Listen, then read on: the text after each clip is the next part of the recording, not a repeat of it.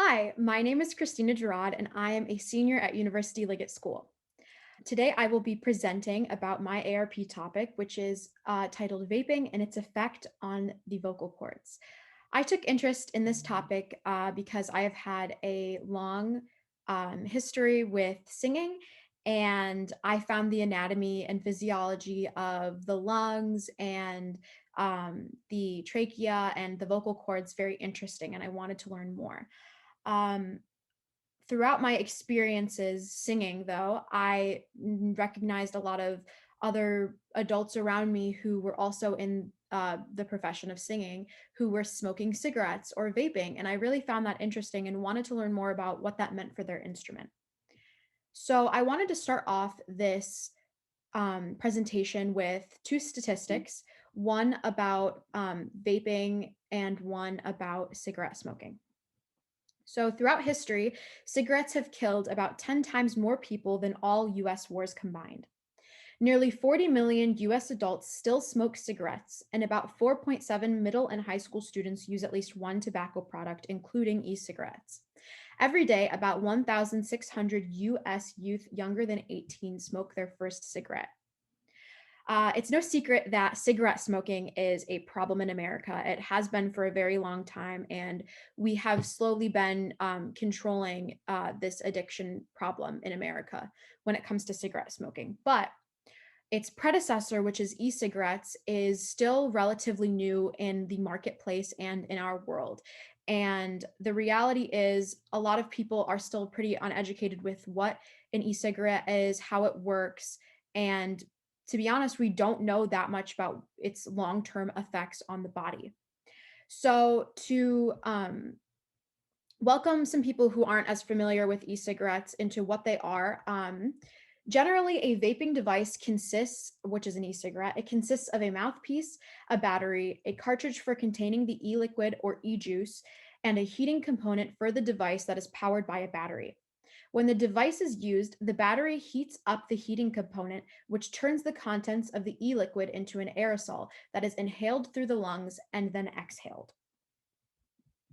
So, again, this product is still relatively new um, in our world, and little is known about it. But what is spread amongst the public and is quote unquote common information is that e cigarettes are a healthy alternative to cigarettes, a way to quit smoking, and a safe form of smoking. However, recent findings have shown opposing results. Contradicting the first claim about a healthy alternative to cigarettes, vapes that market themselves as distributing health benefits, such as the melatonin ones or other similar products, have done nothing of the sort. Um, to contradict the point of that it is a way to quit smoking. A study in the UK found that within a 15-month period, those who switched to vaping relapsed back into cigarettes, especially those who had less technologically advanced vapes. And to contradict the point that it is a safe form of smoking, vaping has caused countless cases of acute pulmonary disease, which is vaping associated pulmonary injury, immunocompromisation, squamous metaplasia, or benign change in tissue in the vocal folds, lung failure, and the list continues. Um,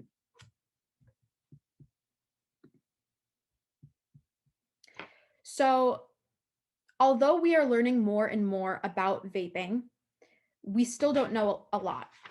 And that can be really, really scary. So I decided that I wanted to add on to this academic conversation by creating a machine that could mimic the effects of vaping on or smoking in general on the lungs and the throat. I decided to use what we know, which is what cigarettes do to us and how it affects the body, to help us learn a little bit about what is unknown, which is what vaping does. So I created two mock-ups of a machine. The first one contains three different components. The first is a vacuum, which will mimic the breathing that a person does when they're smoking.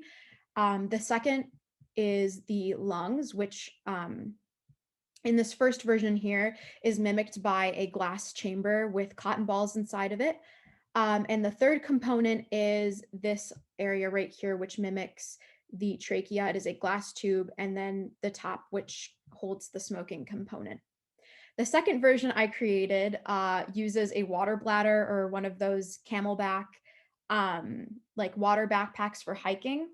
And it is a similar situation where the bulk of it symbolizes or acts as the lungs of a body.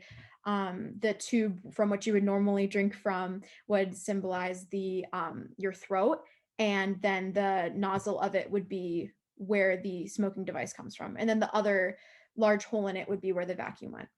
So after careful consideration and research into what resources I have available at my disposal, I decided to go along with version 1 of my machine.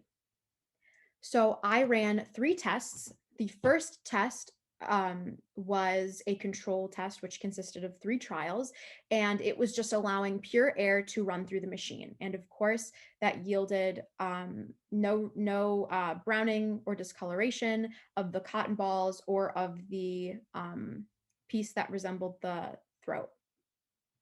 My second test was on cigarettes, where I decided to go along with the most common cigarette on the market, which is the Marlboro brand cigarettes. And I ran 3 trials. Each trial consisted of one entire pack of cigarettes.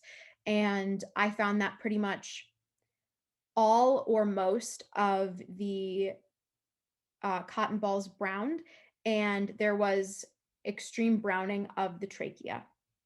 In my third test, I ran it on using e-cigarettes. I again used the most common e-cigarette on the market, which is the Juul, and I ran 3 trials for that. 1 pack of cigarettes equals 1 Juul pod. So for each trial, I did use 1 Juul pod. And surprisingly, I found that little to no browning occurred with the cotton balls, and there was little browning of the trachea piece. So my results yielded that in the short term, it would seem more detrimental to a person's health to smoke cigarettes rather than to vape.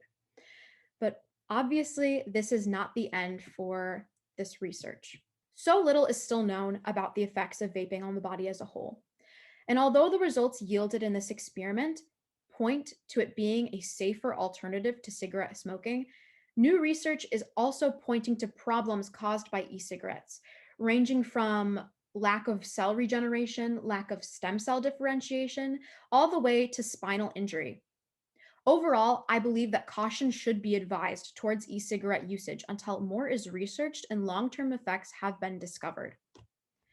In terms of the future for this experiment, I would love to continue on and conduct a survey or trials of sorts on willing participants of certain age and gender who have a history of smoking cigarettes.